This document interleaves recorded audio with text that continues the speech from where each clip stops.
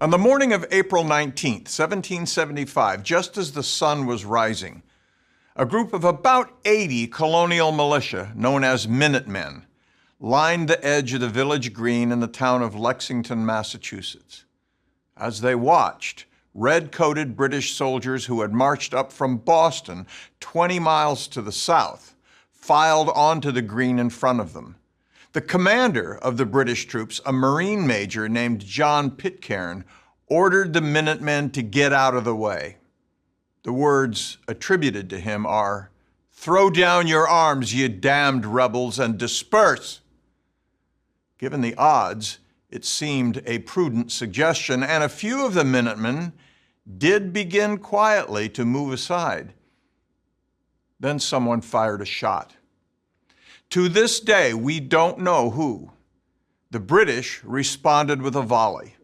8 of the Minutemen were killed, 10 wounded. That first anonymous discharge was, rather famously, the shot heard round the world. It began a war that would last 7 years and birth the United States of America. After the skirmish at Lexington, the British marched 7 more miles northeast to Concord in search of stockpiled rebel arms. As they marched, news of the bloodletting at Lexington traveled quickly, drawing militia units from all over the area. Consequently, when the British began their march back to Boston that afternoon, they were repeatedly fired on from cover. Redcoats began to fall, first one at a time, then in 2s and 3s, and finally by the dozens. Periodically, frustrated British officers ordered their men to charge into the forest to come to grips with their tormentors, but whenever they did, the invisible marksmen melted away. The British column broke into a panicky trot, and it might have been annihilated altogether if a relief force had not come out from Boston to cover their retreat. The survivors of that punishing march made it back to Boston, and once inside the city, they were safe from further rebel attacks. That was mainly because of the local geography. Though landfill has changed the map of the city since then, Boston in 1775 was virtually an island, connected to the mainland only by a narrow peninsula called the Boston Neck. A small group of soldiers could defend that neck from almost any number of attackers. That meant that the American rebels could not get in, but of course it also meant the British could not get out. Stalemate. On the other hand, because the Royal Navy had unchallenged control of the sea, British ships could move with impunity to resupply, reinforce, or, if necessary, evacuate their besieged forces in Boston. This is the great advantage of being the superior sea power, and there was nothing the rebellious Americans could do about it. Or maybe there was. In June 1775, 2 months after that first anonymous shot at Lexington, the Continental Congress in Philadelphia appointed George Washington of Virginia to command the still growing crowd of militiamen gathering outside Boston.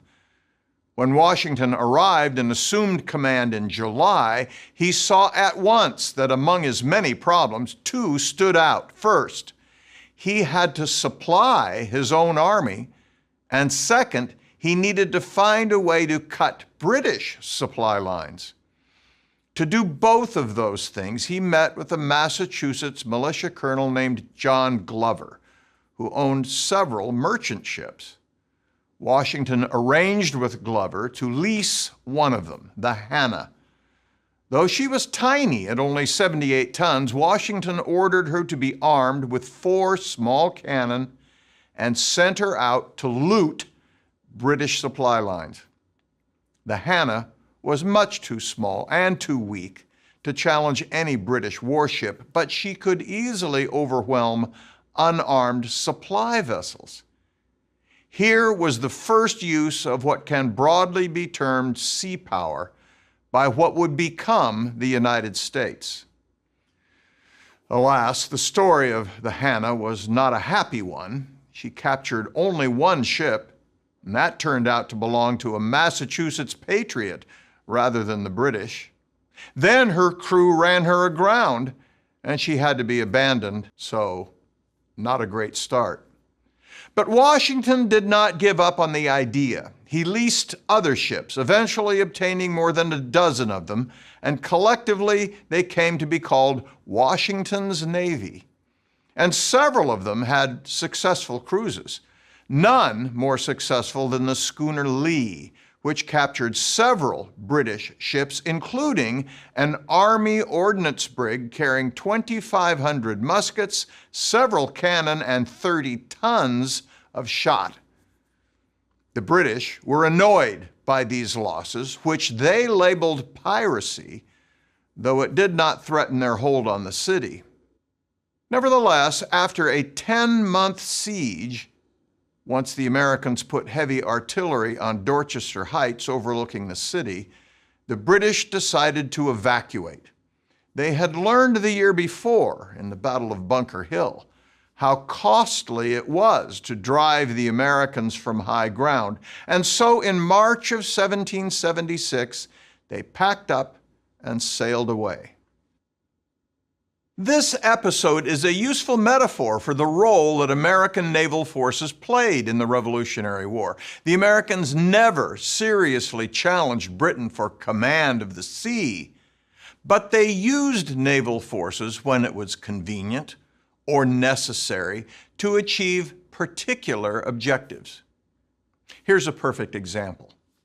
A year after the Siege of Boston, the British sought to cut off rebellious New England from the rest of the American colonies by sending an army down from Canada along a traditional invasion route, west from Quebec, along the St. Lawrence River to the mouth of the Richelieu River, then south to Lake Champlain and Lake George, and then on down the Hudson River to New York.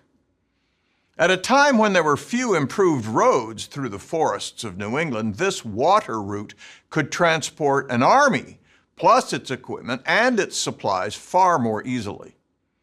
Aware that the British were planning to attempt this, the Continental Congress sought to block it by authorizing the construction of a naval force on Lake Champlain. To command that force, Washington sent a young, mercurial colonel named Benedict Arnold.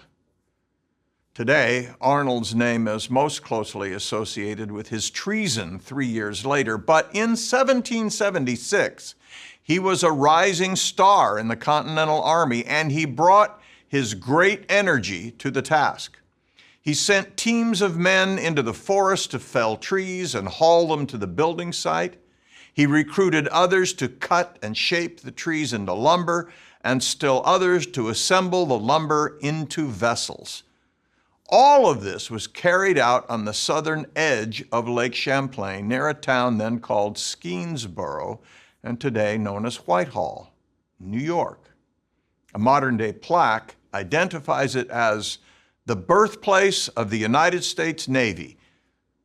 That claim may be a stretch, but then again, maybe not. The British knew they could not advance southward over Lake Champlain without disposing of Arnold's little squadron. So they too built ships. They even disassembled an 18-gun sloop at Montreal, carried the sections of it overland to Lake Champlain, and then reassembled the sections. The energetic Arnold got his squadron onto the lake first. It wasn't much. 6 galleys carrying between 8 to 10 guns, 6 more single-masted vessels called gundelows with 3 guns each. And with that small force, he set out to challenge the British for command of the lake. The ensuing Battle of Valcour Island, fought on October 11th, 1776, resulted in an overwhelming British victory. The few American ships that were not destroyed or captured fled south with the British in hot pursuit. As the British caught up with them, the Americans ran their vessels ashore one by one and took to the woods. It was, in other words, a pretty ignominious American defeat. And yet, Arnold's construction of that fleet had compelled the British to build one too, dramatically delaying their movement south. The battle and the pursuit delayed it further. So by the time the British secured control of the lake, it was mid-October, and the early snows had begun to fall. The British decided it was too late in the season to continue the offensive. They would wait for spring. That proved decisive. By the spring of 1777, the circumstances were dramatically different. The American army was much larger, and the British got bogged down trying to march overland from Lake Champlain to Lake George.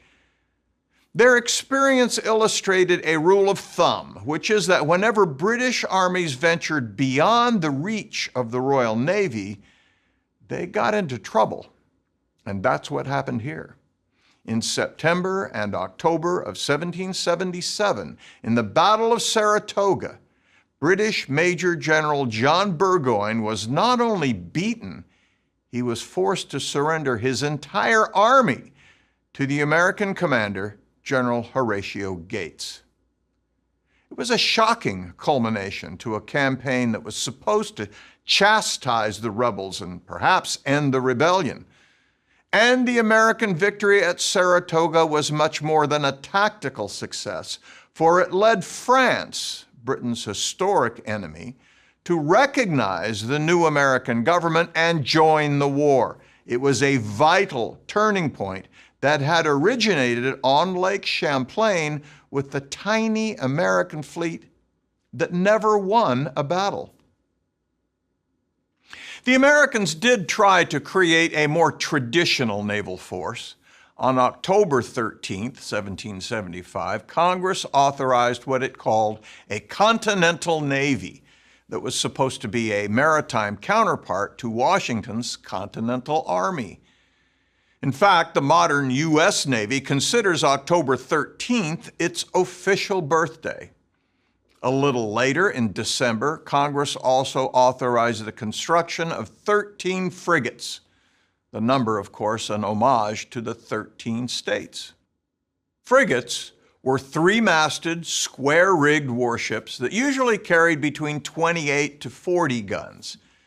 They were much larger than anything in either Washington's Navy or Arnold's little squadron. The Americans knew they could not build a fleet that might challenge the Royal Navy, which had hundreds of frigates and ships of the line, so why build these 13? The reason seems to be that Congress hoped the possession of a traditional European-style navy would add legitimacy to its claim to nationhood. For much the same reason, Congress also authorized the construction of 3 ships of the line a year later, in November of 1776. It was easy enough for the Americans to authorize a navy. It proved far more difficult to actually build one. Though the colonies were rich in the kinds of raw materials needed to construct warships, boundless forests, tar and pitch, hemp for the ropes, even foundries for chain and cannon. Until now, they had no experience in doing so, and frigates, and especially ships of the line, were much larger and more complex than merchant ships or fishing boats. Consequently, predictably, there were delays in construction. Because of those delays, several uncompleted frigates had to be abandoned when the British captured the cities where they were being built, and in the end, only 6 of them ever made it to sea. Moreover, the record of those 6 was so disappointing, it might have been better if they had never been built at all. One of them, the Warren, was driven ashore in Maine by a British squadron and burned by its own crew to prevent capture. 4 others were captured by the British at sea, one of which, the Hancock, was absorbed into the Royal Navy and renamed the Iris. And the last of them was the Trumbull, and she had the sad and humiliating fate of being captured by none other than the Iris. The two ships were virtually identical, yet the one with the British crew defeated and captured the one with an American crew. Looking back on this record of disappointment, John Adams wrote that when he contemplated the history of the Continental Navy, it was hard to avoid tears. There were some bright spots in the history of the Continental Navy, and none brighter than the exploits of John Paul Jones. Born a Scot, Jones had been the captain of a merchant ship at age 26 when he killed one of his own men who was threatening to mutiny. To avoid pursuit and prosecution, he emigrated to the American colonies and changed his name from John Paul to John Paul Jones. When the Revolution broke out, he was commissioned a lieutenant in the Continental Navy. In 1778, in command of the Ranger, Jones carried news of the American victory at Saratoga to France. In British waters, he captured several British ships, and then, to cap it off, he fought and won a dramatic and victorious single-ship action with the British warship HMS Drake in the Irish Sea. After that, the French provided Jones with a bigger ship, a former East Indiaman, which he rebuilt and christened the Bonhomme Richard. The name is a rough translation of Poor Richard, the name of Benjamin Franklin's almanac. Jones meant it as a tribute to Franklin, who was the U.S. envoy to France and had helped secure Jones his new command.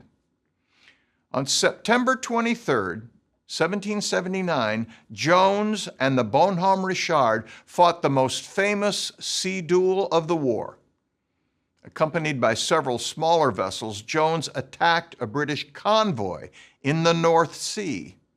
The merchant ships fled for safe harbor, while the escorting British warships squared off against Jones' little squadron. The largest of the British warships, the frigate Serapis, took on the Bonhomme Richard. It was a ferocious battle, fought at close quarters, with neither captain backing off. The main battery of the Bonhomme Richard was made up of 18-pounder cannon. After one of them exploded early in the fight, Jones decided he could not trust them and continued the fight using only his smaller weather deck guns. As a result, the Bonhomme Richard was pounded mercilessly. The casualties were appalling. When a British shot took down the American flag, the British captain on the Serapis, Richard Pearson, called across through the smoke to ask Jones if he had struck. At that moment, Jones became immortal. He called back, "I have not yet begun to fight." And the battle continued. Eventually, a grenade hurled into the Serapis started a fire that burned out of control. British gunfire slackened as the gun crews had to fight the fire. In the end, Pearson found he could not fight both the fire and Jones, and it was the Serapis that struck her flag. After that, American and British sailors worked together to contain the fire, and that was just as well, because the Bonhomme Richard was so battered, she subsequently sank. Jones and his crew transferred to the captured Serapis and brought her into a Dutch port as a prize. Jones' dramatic triumph was a significant achievement, and news of it provoked great celebrations in both America and France. And yet it had no meaningful strategic impact, since the loss of one British ship out of hundreds did not make even a dent in her command of the sea. More strategically significant, if far less glamorous, was something called privateering. The principal sources of strength for the British Empire were her trade and her colonies. Her globe-circling web of merchant shipping not only tied the empire together, it brought the wealth that made Britain, despite her small size, a great power. To attack that trade was to strike at the very heart of the empire. To do that, the Americans employed not only their handful of warships, but also a host of small, privately owned schooners and sloops. The concept was simple. The U.S. government provided what was called a letter of marque, literally a license to steal, to a private ship owner. That document authorized the bearer to capture, burn, or destroy enemy vessels, and he got to keep everything he took, not only the ships themselves, but their cargoes. One successful cruise could make a privateersman very rich. Of course, there were risks too. Privateers were generally small and lightly armed. Any British warship could blow them out of the water. The privateers' one hope was speed. Most of them were rigged fore and aft like a racing yacht. So they were not only fast, they could sail closer to the wind than a bigger square-rigged ship. The volunteer crews on the privateers also took a risk. They did not get paid and signed on for a share of the booty, though often there was no booty to share. Consequently, most privateers did not get rich, but some did, and that was enough of an incentive to keep men volunteering. After a week or so at sea, a privateer might spy topsails on the horizon and set out in pursuit. If it was a British warship, the privateer would immediately reverse course and speed away. If it was a merchant ship, they would chase it down, and when they were close enough, fire a shot across its bow, the universal signal to heave to. The privateer then either came alongside or sent a boat over to the prize. A quick examination of her papers would indicate if she were American or British, or sometimes French or Dutch. If it was British, the boarding officer would declare it a prize, shut her crew below decks, perhaps offer them parole, a promise not to retake the ship, and then a prize crew from the privateer would sail her into an American port where a prize court would decide if she was a lawful capture. Often the ship was then put up for auction and the privateer's crew would divvy up the money. During the course of the American Revolution, Congress issued more than 2,000 letters of marque, and about 800 American privateers actually got to sea. Of those, more than half captured at least one British ship, and in all, American privateers took about 600 British merchant ships. Well, naturally, the merchants of England complained about this to their government. If you can't protect our trade, they said, maybe you should stop this stupid war. It's hard to say just how much this affected the final outcome, but at the very least, privateering undermined British public support for the war. Some members of Parliament went so far as to express open sympathy for the American cause in the House of Commons. Of all the sea forces that helped the colonies achieve their independence, however, the most strategically significant involved no Americans at all. It was the Navy of France. The French joined the war against Britain not because they had any sympathy for the American rebels, and they certainly didn't support democratic principles. Their objective was to gain revenge against the hated British. The French sent an army to fight in America, but more importantly, they also committed a navy, a real no-kidding European-style navy of ships of the line under Admiral François-Joseph Paul Comte de Grasse. Washington had learned that he could never really pin down and defeat a British army so long as it could retreat to the coast, whistle up the fleet, and sail away to fight another day. Burgoyne had been forced to surrender at Saratoga, not only because he lost the battle, but because that far inland the Royal Navy could not rescue him.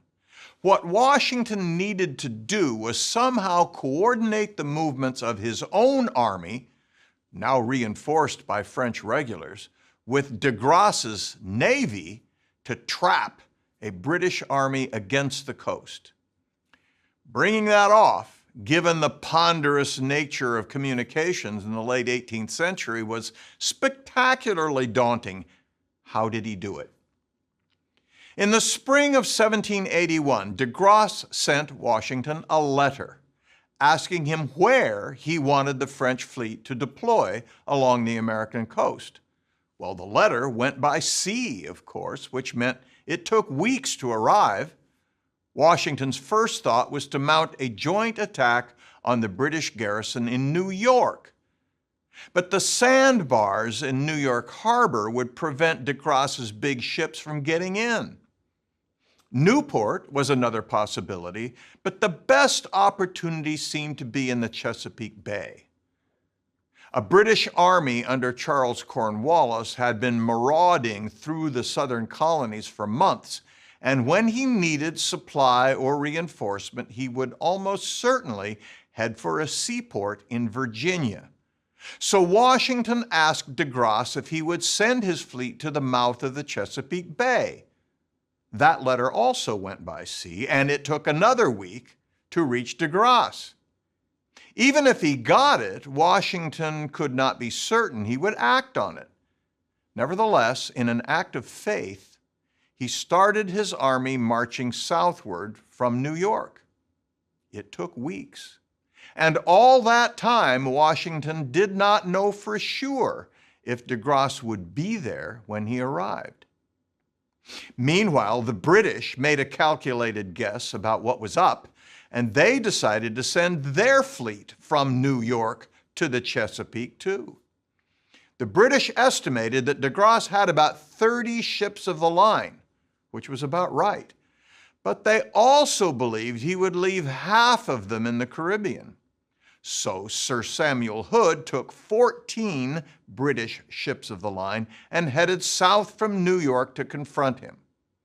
14 British ships, he believed, was more than enough to defeat 15 French ships.